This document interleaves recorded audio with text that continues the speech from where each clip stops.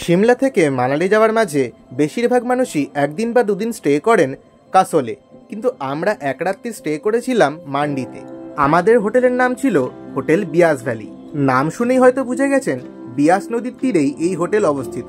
এক রাত্রি স্টে করে পরের দিন সকালে ব্রেকফাস্ট করেই আমরা বেরিয়ে গেছিলাম মানালির দিকে। চলুন তাহলে হোটেলের ভেতরটা কিরকম এবং রুমগুলোই বা কিরকম সেগুলো আপনাদের একবার দেখিয়ে দিই।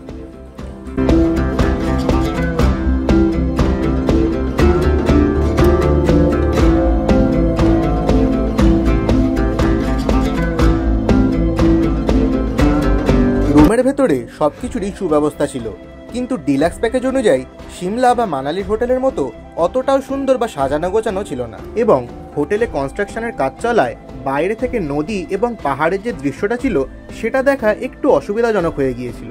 কিন্তু রুমও যেরকম পরিষ্কার পরিচ্ছন্ন ছিল, তাদের বাথরুমও ছিল খুবই পরিষ্কার পরিচ্ছন্ন এবং সবকিছুরই ব্যবস্থা তাদের খুবই ভালো। এই হোটেলে থেকে আসল দৃশ্যটা আপনি উপভোগ করতে পারবেন একমাত্র সকালের আলোতে।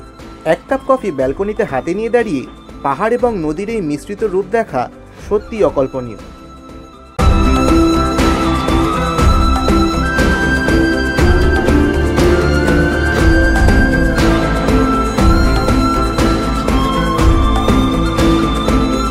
এই হোটেলটা আমাদের প্যাকেজে ইনক্লুড করেছিল ট্যুর পিকার্স।